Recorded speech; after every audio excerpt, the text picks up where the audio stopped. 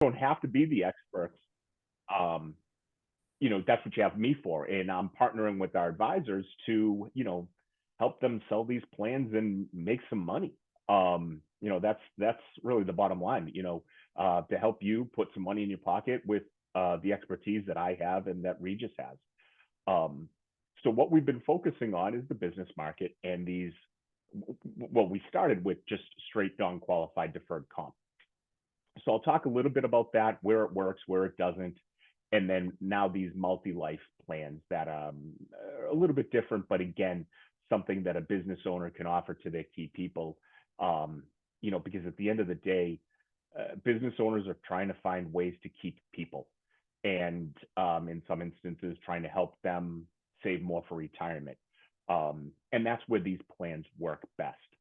So when we're talking about non-qualified deferred comp, this is a company sponsored plan similar to a 401k plan where the business owners offer it to their key employees.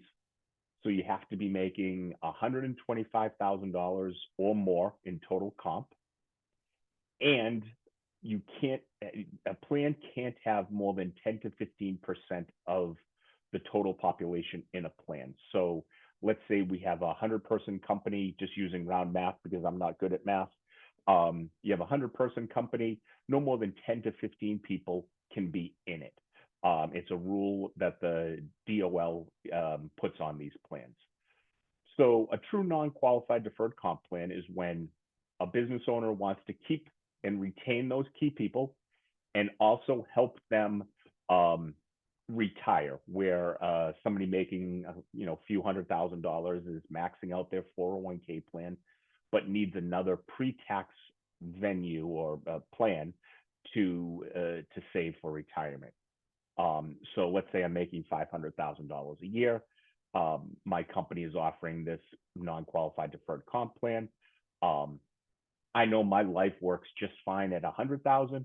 I could potentially defer $400,000 into a plan pre-tax, take my current W-2 from one of the highest tax brackets down to the lowest, because I've gone from showing 500K on my W-2 down to 100, and I'm building another bucket for my retirement.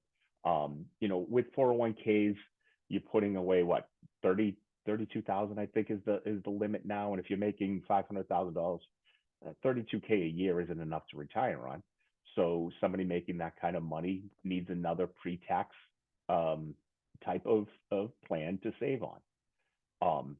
So we see key people using non-qual plans to save for retirement.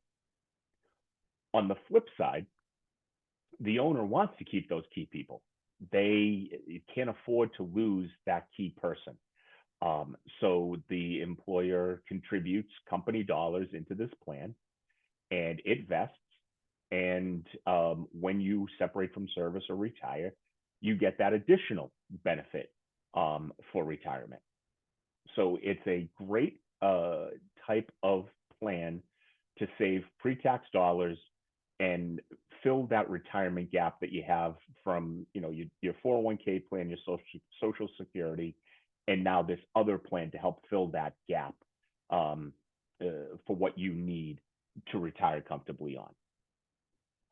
So that's one particular concept, non-qualified deferred comp. It's restrictive in terms of who can be in the plan, meaning you got to be making 125 and above and no more than 10 to 15% of total population. It's flexible because you can put employer dollars as well as employee deferrals into the plan. Now, employers are still looking for things to retain key people, but maybe they don't have a lot of employees. Maybe they only have one person making over $100,000, but they need a way to keep those people. Now we have another concept similar to non-qual. It's called an incentive bonus plan. So this is where an employer is going to use it like a golden handcuff. It's a little bit more flexible when it comes to who can be in the plan, meaning anybody can be in the plan. So if you have a 20-person company, and nobody's making 125,000, you can still offer it to all of those people, regardless of the number of employees you have and the salary that they make. It's more restrictive because it can only be company dollars. So this is a true retaining, retention type golden handcuff plan. I, as the business owner, am going to put money in a plan for my people, and it's going to vest and pay. So I give you, Alonzo, $10,000 each year for the next 5 years. When those contributions vest, they come out as a lump sum to the participant. It doesn't stay in until Is that tax free? It's pre-tax, and it comes out as ordinary income when it's distributed. Okay, so it's taxable to the employee. Is there a tax benefit for the employer? Great question.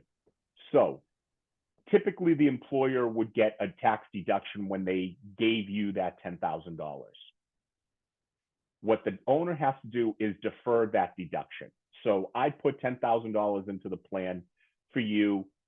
I, as the business owner, now delayed that deduction I would typically get on that 10. In 5 years from now, when that contribution vests and pays out to you, let's say the 10,000 has grown to 20,000. As the business owner, I now get the deduction on the 20. So I'm basically doubling the deduction because of the way the account grew. I'm doubling what I would have gotten if I had just paid that out to you in a bonus or some type of cash. Okay, and that goes on year after year until separation? It can. So these plans are as discriminatory and as discretionary as you want them to be. So I can pick and choose who's in the plan. I can pick and choose who's getting what. It doesn't have to be uniform like a 401k So plan. you can discriminate. Absolutely. That's what these plans are built to do. So you're coming in and you're killing it every day. You get a contribution into your plan of $50,000 the first year. I'm coming in every day. I'm putting my feet up and I'm trying to get to the end of the internet every morning.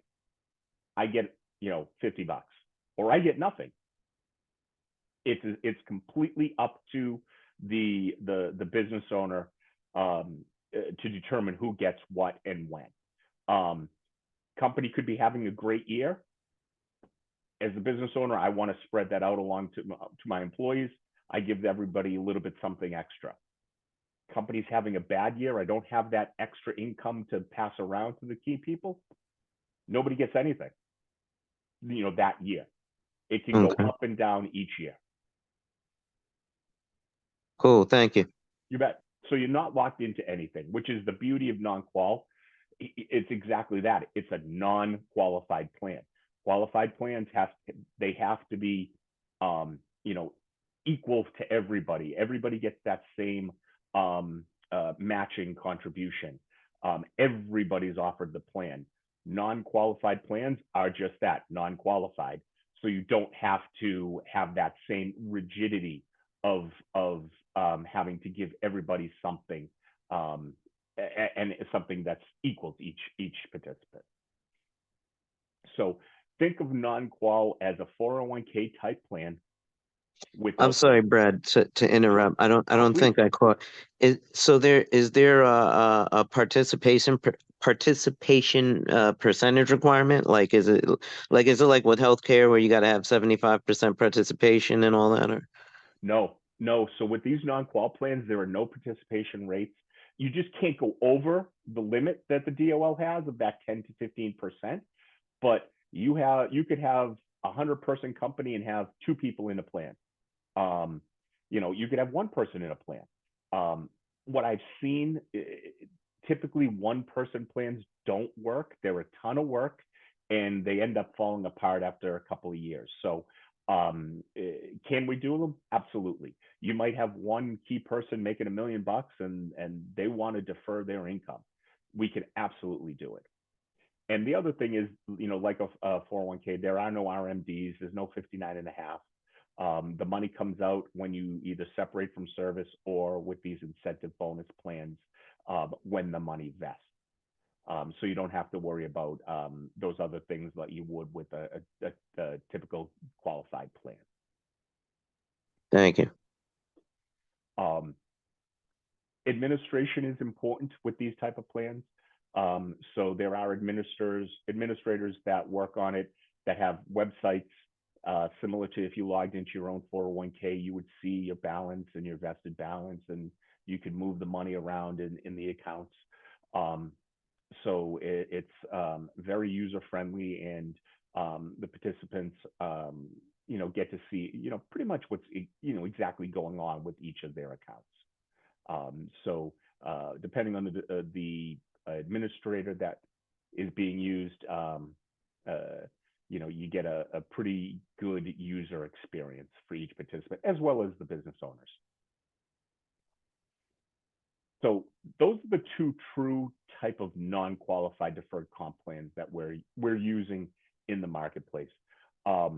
Right now, the incentive bonus style plan, where employers are trying to put a golden handcuff on their participants, those are really what's most popular, just because it's so hard to keep people, and it's so easy for participants to go from one company to the next.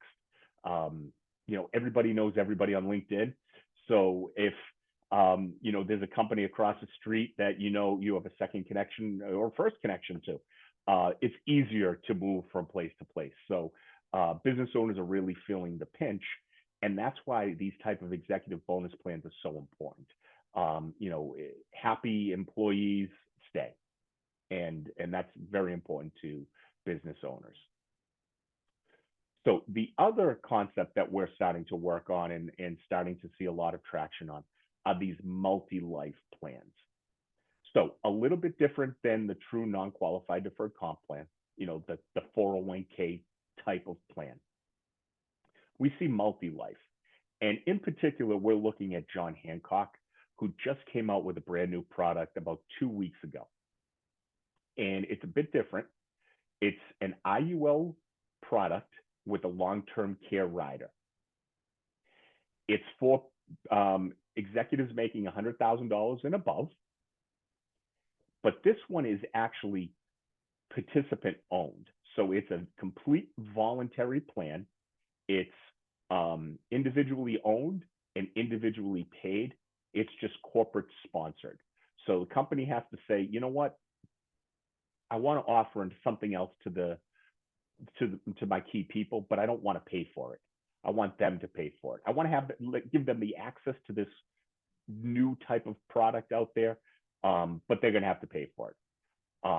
And that's where we're seeing this multi-life premier benefit IUL coming out for John Hancock. Everything is done online. Enrollment into the plan is done all online, and all the underwriting is done online. It's not a guaranteed issue, but it's not a full underwriting process. It's kind of something in between. They call it a streamlined underwriting. So when you enroll into the plan, you go through the underwriting process. At most, it's I think 48 to 72 hour process. You're asked a bunch of questions, no medical exam, no doctor's records are needed. They're going to ask a lot of in-depth questions, but you don't have to, have an examiner show up at your house and draw your blood, have you pee in a cup. Quick question. Sure. Because it's so this is something that's directed toward business owners. Is there a sweet spot in terms of size of? So, for example, I work with a lot of self-employed individuals, real estate, things like that, right? But obviously, they're shell companies, so they have different names, et cetera, the LLC paying me. In those events, is this something that I could have them set up? Maybe. So there is a 10 participant limit that you need to hit. So you have to have 10 people to get an offer. and then they have a 50% participation rate. So out of those 10 people that you're getting the offer for, you have to have at least 5 enroll in the plan, which from what I'm seeing in my, experience in this space, is that's going to be a bit of a challenge for employers all over, because it's completely voluntary. There's no, carrot at the end of the stick, so to speak, like we do on a true non-qual plan, where a business can put, business money into the plan. That isn't here. So it's 100% voluntary plan. So I think the 50% participation rate is going to be a bit of a challenge for some. Is it pre-tax dollars for the client? If I enroll as an employee, what I pay in is after taxes, not before taxes, to lower my. Okay, so then that is going to be a challenge. Yeah, it's a cool product. It's a great idea because you have a life insurance policy with a long-term care benefit. You have this online enrollment. You have this online underwriting. You're not, doing some of the challenging things when it comes to the underwriting, like the APSs and the exams. But because it's all voluntary, it is post-tax money. It's,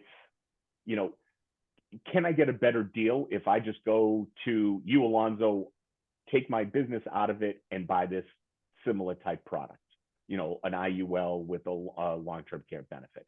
So there are some challenges, I think, with it. And again, it's brand new, and knowing how John Hancock works, as they deal with the challenges, they'll probably start thinking about how the product works and how they may be able to tweak it to make it a little bit more user friendly. But right now, that's what we're looking at.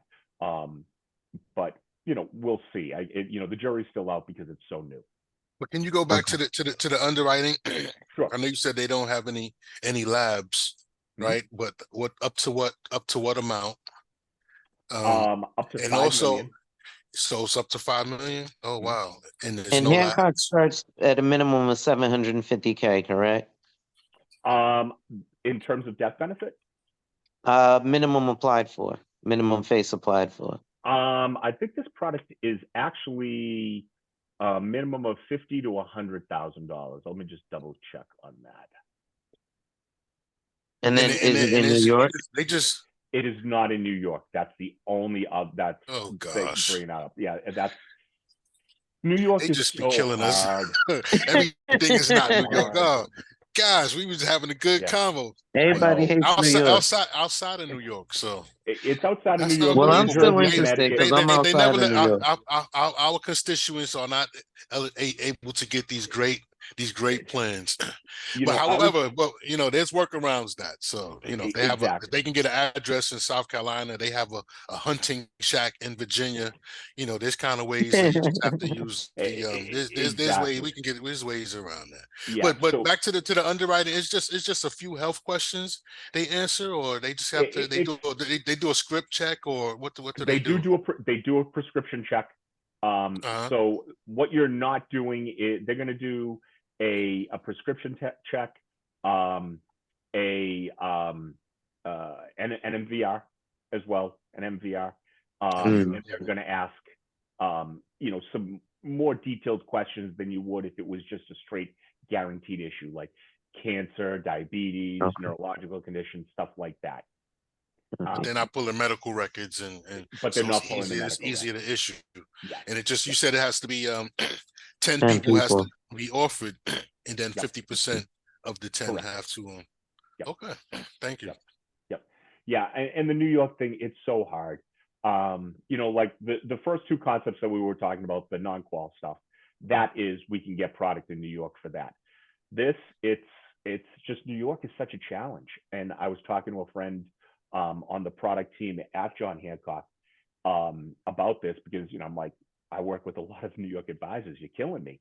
And, he's like, I'm all for protecting the customers and, making sure the consumers are taken care of. But New York has taken it a couple steps too far with some of the products that they're just not allowing. And even like a guaranteed issue on a COLI type case, you don't have a master application where every other state does.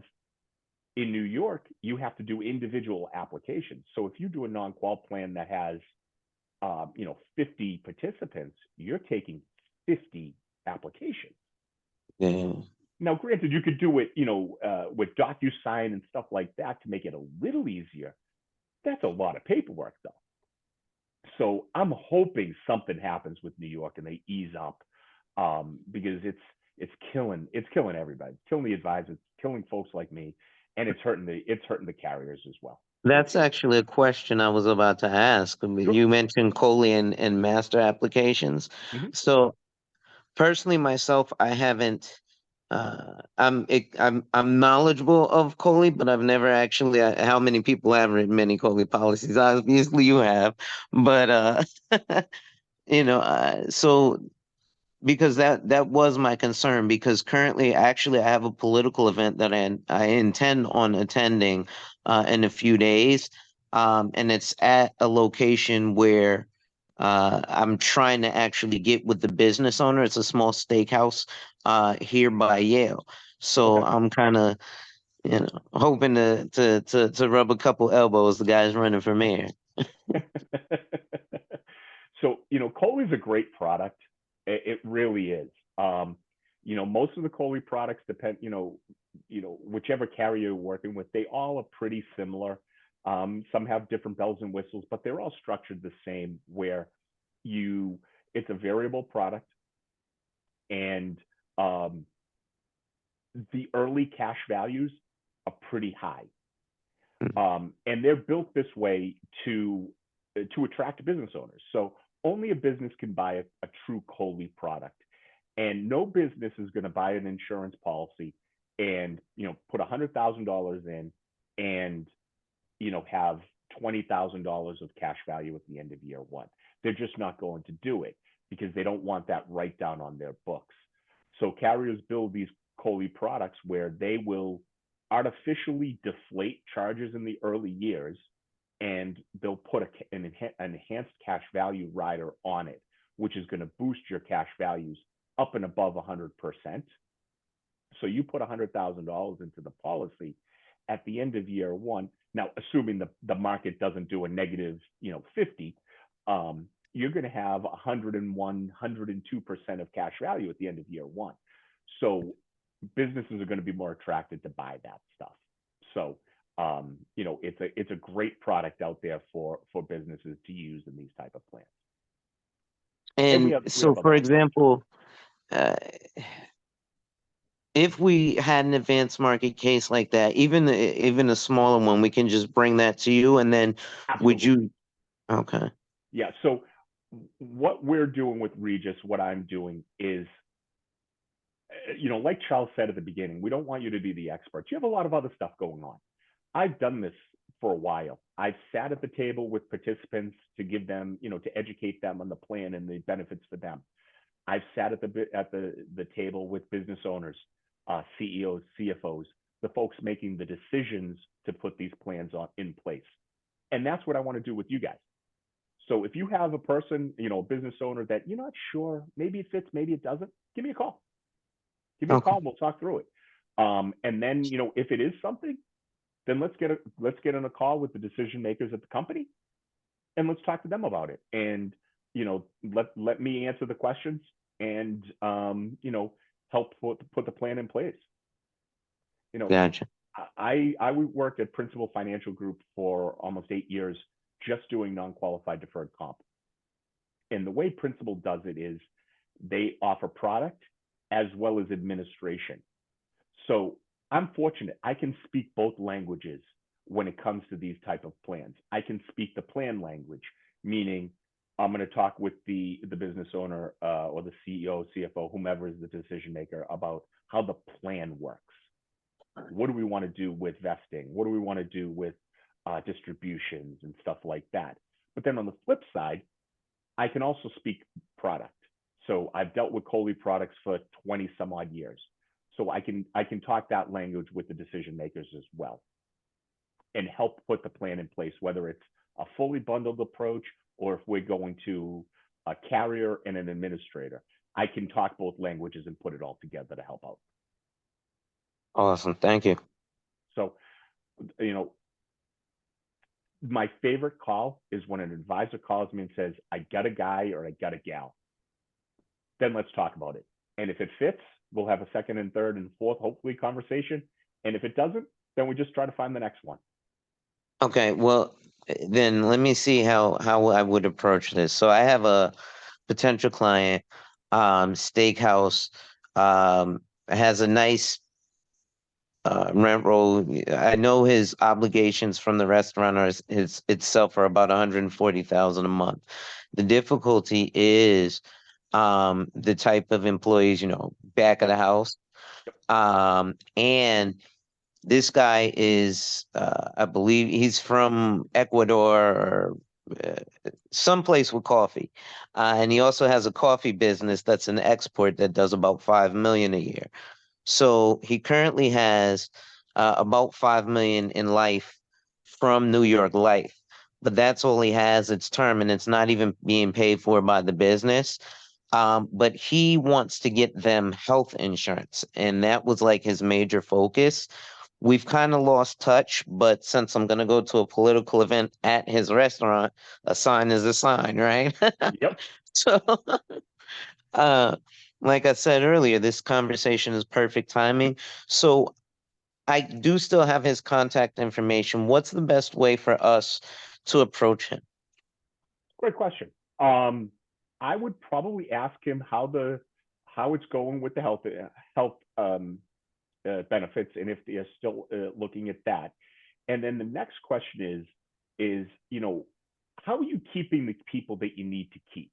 Are you losing back of the house people left and right, and struggling to keep them there to keep the ship running, so to speak? Because let's face it, at a restaurant, the people behind the scenes are the ones that keep the doors open. So I think the simple question is are you feeling the pinch of these folks maybe leaving for a couple bucks at a restaurant down the street? And are you looking for a way to keep those people? And that opens up the discussion of well, do you have extra money that you can put into a plan for these people to keep them around for, say, 5 years? And does that make sense for the business owner? I don't know that much about the restaurant business, so is it sort of plug and play for those folks? Or if they lose somebody, like I'm sure a chef, if they were to lose a chef, that would hurt. So would it make sense to maybe put $5,000 a year or whatever the number is into a plan and vest that over 5 years or 7 years, so that if that chef was to leave before then, chef gets nothing and that money is on my balance sheet, so it's still mine as the business owner. Does that work in this industry? And I don't know the answer to that question. That would be what an answer for the business owner. Right. Is it a plug and play type of thing, or does it really hurt if they lose one of those people? And then if it does, then let's talk to him and see what he would think about some type of plan like this. I had a call with it's similar but a little bit different. I had a call about 2 months ago with a dog trainer where this owner was having issues because he would train up these trainers, and it was a fairly large company. And after like a year or two where they're just really understanding how he does things, they're leaving to go somewhere else and taking the knowledge that he's given those trainers over the course of the year or two, and either trying to start their own business or going to another company. And it's really hurting this owner. So we're in discussions with them to put an incentive bonus plan in place to keep the dog trainers. Is that similar to the behind the scenes staff at a restaurant? It may very well be, and an incentive bonus plan could be a great, somewhat inexpensive way for the owner to keep those key talented people working for them. Cool, thank you. So how do you determine, we have new people on the call. So how do you determine, how much premium should go into the plan? And, for the new people to understand, how do you determine how much premium, what do you base that on? And secondly, you mentioned the vesting schedule, right? So I'm figuring the vesting schedule, you're talking about the cash accumulation and dividend accumulation inside the plan. So after a certain amount of, can you just go through that again? Sure. We have new people so they can understand Sure. how you're structuring that. So the premium really is decided by what the company wants to do or what the deferrals are that are coming into the plan. So when it comes to the company contribution, I want to keep these people, keep these key people here. So I'm going to put my own money in. It really is about, what's going to interest those participants. So if I'm making $500,000 and my owner gives me $5 into the plan, that I don't care about that. If I'm making $75,000 and my business owner is putting $6,000 in, then yeah, that's going to have some sizzle. So it really it's determined by really what those participants are making in terms of salary and what's going to be, what's going to make it worth their while. In terms of vesting can really be very flexible. So when it comes to the non-qual plans where I can put my own money in and the business owner can put their money in for them, vesting can really be all over the place. Typically, we don't see anything more than 10 years because after 10 years, it loses its sizzle. That goes the same with the incentive bonus. But a straight non-qual, anything more than 10 years really doesn't make a heck of a lot of sense because it doesn't seem real to the participant. What we see almost all of the employers doing is a rolling vesting. And it's a per deposit roll vesting. Meaning, I give you $10,000 today. In 5 years from today, that $5,000 is vested. I give you $5,000 a year from today. 5 years from then, the money is vested. So if you're making contributions every year to this plan and an employee leaves, chances are they're going to leave money on the table because it's a per deposit vesting schedule. And it's a great way for business owners to lengthen that 5 years without having it more than 5 years, if that makes sense. So in my mind, it's a 5-year vesting schedule. But it's actually each time the employer puts money into it, that vesting schedule starts. So it's a great way to do it. With the incentive bonus plans, where it's just the employer contributions, you cannot have more than a 10-year vesting schedule. But again, after 10 years, it really doesn't make that much sense anyway. But that's a rule with those incentive bonus plans.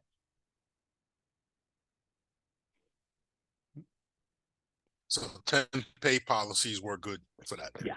Yep. Like 10 pay. Yep. Okay.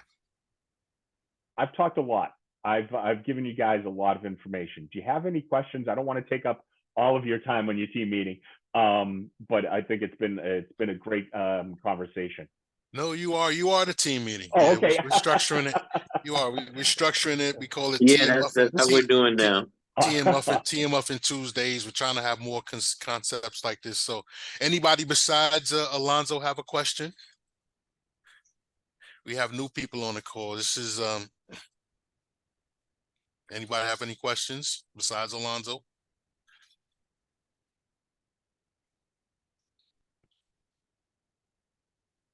Not all at once. Yeah, not all at once. I was just watching Ferris Bueller, and and he was like, Bueller, anyone, Bueller. So I guess we're good. If anybody doesn't have any questions, or Alonzo, you had something? No, I was just gonna say thank you. You know, that's You bet.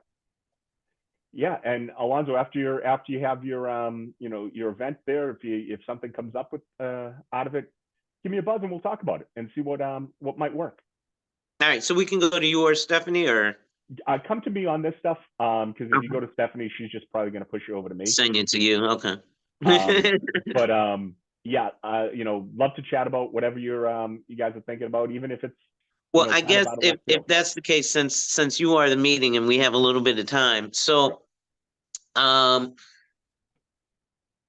in terms of because now I'm looking at strategies to kind of go out there and utilize you since you have a lot of knowledge and you'd be able to help us a lot.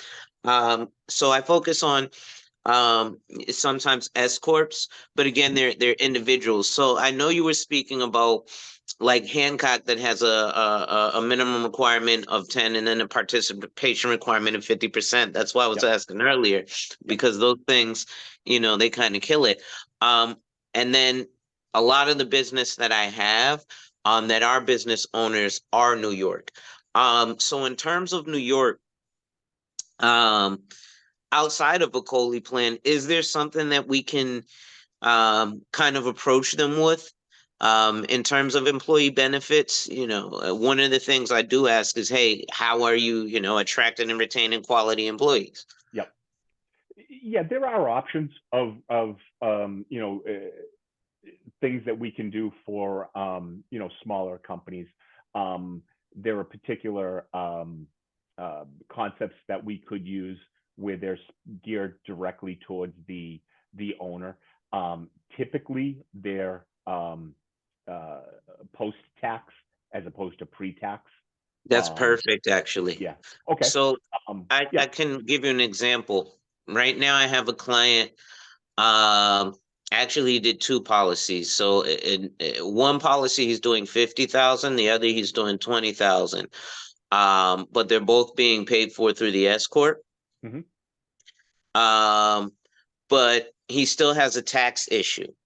And so I think we're at 87,000 to the IRS. But I also have an IRA for him. And he only put 15K in there. We talked to an accountant. I think he's got this year at least another 50K to put in. Mm-hmm. Is there a way we can, without triggering, TEFRA, DEFRA, TAMRA, dump some more money in the policy through another carrier through you? Potentially. I would want to double check on the products that I'm thinking of if they're available in New York. I'm not sure if they are, at least with one of the carriers. I want to double check on another one, but it's potentially an option. It's tough with S corps because of the way they're taxed with the pass through. So that's if post tax is an option, I think we have more available products. And Brad, are any of these concepts? Can we structure any of these concepts for nonprofits, churches, etc.? They're a little different. So when it comes to nonprofits, so for-profit companies are they have the regulations called 409A. When it comes to a nonprofit, they're under section 457 F or B. I don't have a ton of experience with them, but I do know that they're more restrictive when it comes to how much money can be put into them. I believe they follow along the same lines as what a 401k is limited to. But it hasn't been the market that I've been in, the nonprofits, but there are options. I'm just not super familiar with all of the rules. So outside of the rules, Brad, with kind of like the multi-life strategy with a charitable remainder trust, where the life policies are paid for by the parishioners and then left to the behest of the church. Now I'm wondering, is there like a what did you say, like a master application for something like that? For some things there are. There is no application for the multi-life stuff with John Hancock because it's all online. But that wasn't actually we didn't really discuss that in the few meetings that I've had. Let me follow up with them and ask them about that. I'm not sure. Thank you. Sure. So I think we're good for now. Right. Unless anyone has any other question. Brad, we really appreciate you taking your No, time thanks out for having me. to shed some light on this topic. So at least we know now when we're in that situation, we know we have a partner we can reach out to, and like Brad said, we don't have to know the ins and outs, but if you have a lead or client, like I have a cousin that's on the board of directors of he's an executive at Coca-Cola, so I know right away, and I know they always looking for plans like this, and they will meet your criteria. So if you have somebody like that you can meet, that's when you call Brad, say hey, and then we would take the next step. So thank you everyone. All right, and have a very productive week. And Brad, we really appreciate it. All right. Thank you so Thanks, much. everybody. Appreciate your time. All right. All right. Take care. You.